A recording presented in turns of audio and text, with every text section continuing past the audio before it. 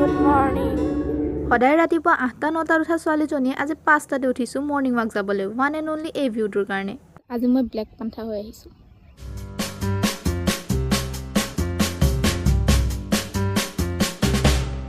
এইখন হৈছে আমাৰ বেলুগুৰি গাঁৱৰ হাইস্কুল আৰু ইয়াৰ ফ্ৰণ্টৰ ৰাস্তাটোৱে হৈছে আমাৰ পদূলি, মানে আমাৰ বাংলোটো অলপমান ভিতৰলৈ আছে আকৌ। গাইছ আমাৰ আগে আগে মুনটো গৈ আছে, পিছে পিছে বেলিটো আৰু মাজত আমি। এইটো হৈছে আমাৰ বেলুগুৰি গাঁৱৰ মেইন ৰাস্তা।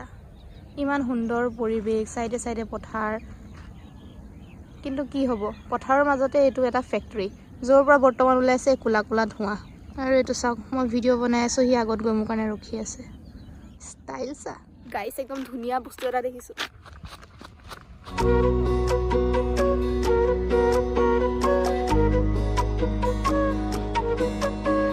গাইছ, সৰু থাকোঁতে মই এইটোকে পদুম ফুল বুলি ভাবিছিলোঁ, অলপ ডাঙৰ হওঁতে গম পালোঁ যে এইটো পদুম ফুল নহয়। এই ফুলটো কি বুলি কয় মই এতিয়াও নাজানো, আপোনালোকে জানে নেকি বাৰু? গাইছ, মোৰ ফেচটো একদম ইগন'ৰ কৰিব, শুই উঠি মুখ নোধোৱাকৈ আহিছোঁ। এইফালে আমাৰ অধিনায়ক বাপে ৰাতিপুৱা ৰাতিপুৱা হৰিনাম লগাই গৈ আছে। শালিকাকেইটা চাওক, কাৰেণ্টৰ ৱাৰত বহি আছে। এই শালিকাকেইটা যে এনেকৈ কাৰেণ্টৰ ৱাৰত বহি থাকে, সিহঁতৰ শ্বৰ্ট নালাগে নেকি কেতিয়াও? তই জান? আৰু এইফালে চাওক, ইমান ৰাতিপুৱা ৰাতিপুৱাই মানুহ পথাৰত আহিছে কাম কৰিবলৈ। তেওঁলোকৰ কাৰণে বাৰু এইটো কোনো নতুন কথা নহয়, গাঁৱৰ মানুহবোৰ এনেও সোনকালে উঠে, চব আমাৰ নিচিনা এলেহুৱা নহয়তো, মানে মোৰ নিচিনা। অলপ পথাৰৰ মাজৰ পৰা আহোঁ।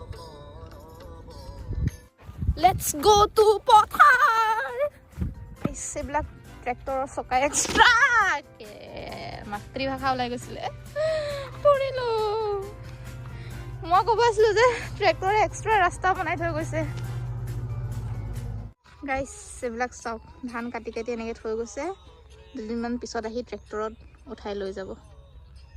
পথাৰত ঘূৰি মেলি বেলেগৰ ধান অলপো বেয়া নকৰাকৈ একপিও ফটো নুঠাকৈ মই প্ৰস্থান কৰিলোঁ ঘৰৰ ফালে। বাকী গাইছ আজিলৈ ইমানে। যদি ভিডিঅ'টো চাই ভাল পালে লাইক, কমেণ্ট, শ্বেয়াৰ আৰু লগতে ছাবস্ক্ৰাইবো কৰি দিব।